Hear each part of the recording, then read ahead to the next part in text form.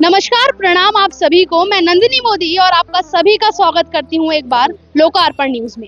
आज हम लोग पहुंचे हैं माता के एक ऐसे सिद्ध पीठ पर जो विश्व विख्यात है और जिसकी कहानी अपरंपार है।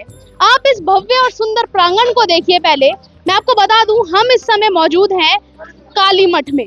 माता का पूरा भव्य प्रांगण और ये ऊपर लाल पीले झंडे इस प्रांगण की और भी शोभा बढ़ा रहे हैं। जिस तरीके से इस मंदिर की पूरी पौराणिक कथा है उससे भी आपको जोड़े चलेंगे, लेकिन आपको थोड़ा सा बता देती हूँ। यहाँ पर माँ काली ने जब रक्त बीज का वध किया था तो उसके बाद माँ काली यहीं पर ही अंतर्ध्यान हो गई थी और तब से ही यहाँ माँ काली की पूजा होती है। साथ ही माँ काली के साथ साथ माँ लक्ष्मी और माँ सरस्वती की भी रौद्र रूप में पूजा की जाती है। चलिए ये थोड़ा पंडित जी से बात करते हैं और माता की कहानी और इस मंदिर की कहानी से आपको जोड़े चलते हैं। तो चलिए। नमस्कार पंडित। जय माता दी।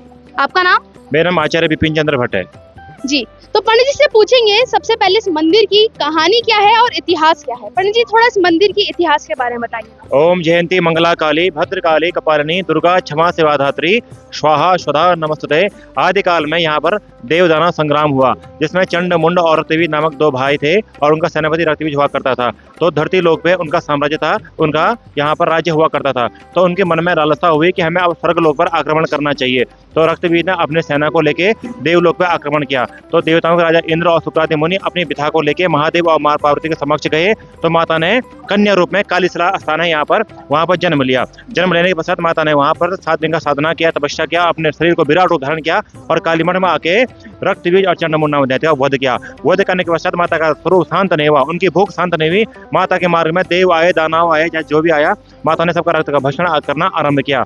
तो फिर महादेव के पास सभी देवगण गए, ऋषि मुनि गए और महादेव ने रुच्छ महादेव कोटि महेश्वरी में शयन आसन लगाया, जमीन में सो गए।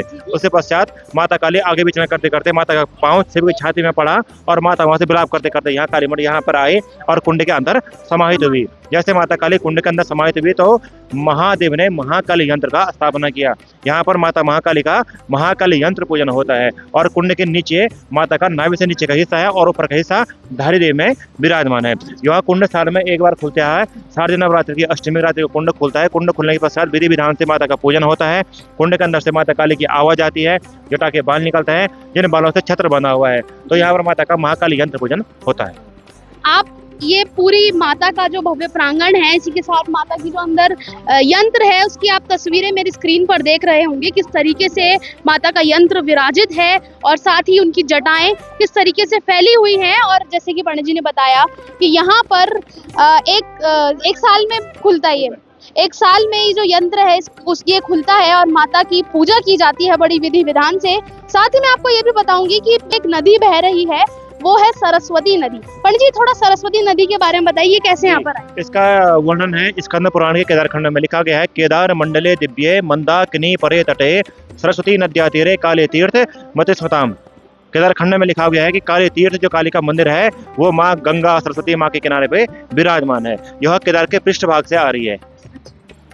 तो ये भी आपने जानकारी पंडित जी ने जैसे बताई किस तरीके से यहाँ माता सरस्वती का आगमन हुआ। तो पंडित जी से जानते हैं कि इस मंदिर की क्या मान्यता है, किस तरीके से श्रद्धालु आते हैं और किस तरीके की मान्यता यहाँ पे पूर्ण होती है। यहाँ पर यह कि गुप्त नवरात्रि और नवरात्रि 4 प्रकार की नवरात्रियाँ होती हैं साल में। 2 प्रत्यक्ष हैं, 2 अप्रत्यक्ष हैं। एक चैत्र मास में आती है और एक शारदीय नवरात्र आश्विन मास में आती है। तो उस टाइम यहाँ पर 9 दुर्गा का विशेष पूजन होता है और गुप्त नवरात्रि पे यहाँ पर भगवती 10 महाविद्याओं का विशेष पूजन होता है। तो यहाँ पर माता काली का जो है कि महाकाली तंत्र रूप है 10 महाविद्या। मातंगी भुवनेश्वरी जबकला धूमावती भैरवी तारा छिन्न शिरोधरा भगवती श्यामा रमा सुंदरी। भगवती के 10 उग्र स्वरूप जो कि उत्तर भारत में कहीं पर विराजमान नहीं है, इसी मंदिर में तंत्र पीठ में विराजमान है। तो यहाँ पर माता का तंत्र पूजन किया जाता है, 10 महाविद्याओं का पूजन किया जाता है और 9 दुर्गा का विशेष पूजन किया जाता है। सुख समृद्धि ऐश्वर्य के लिए किया जाता है, अमंगल को दूर करने के लिए और मंगल की प्राप्ति के लिए यहाँ पर भगवती का पूजन किया जाता है। पंडित जी एक चीज और देखा, यहाँ पे जितने भी श्रद्धालु आ रहे हैं वो एक घंटी चढ़ा रहे हैं, वो क्या चीज है? यहाँ पर मान्यता यह है कि कोई भी अगर जैसे उत्तराखंड के राज्य के जो मुख्यमंत्री बनते हैं, एक बार तो माता के समक्ष आते हैं, यहाँ पर पूजन करते हैं और माता से विनती लेते हैं, प्रार्थना करते हैं कि हे माँ काली, मैं इस बार इलेक्शन में उठ रहा हूँ तो मुझे आप विजय प्राप्त करें। तो जो भक्त यहाँ पर आता है, चाहे वो नेता हो चाहे राजनेता हो, यहाँ से विजय प्राप्त करके जाता है, उसकी मनोकामना पूर्ण होती है। घंटे दान करने से, यहाँ पर घंटे का संकल्प करने से मनोकामना यथाशीघ्र पूर्ण होती है। इसलिए पूरे प्रांगण में ये घंटियां भक्तों द्वारा चढ़ाई गई हैं।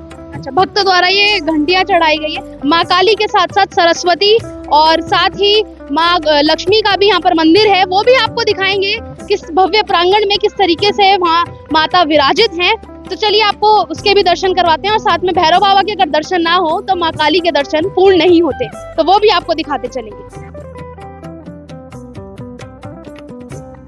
धन्यवाद, बने रहिएगा।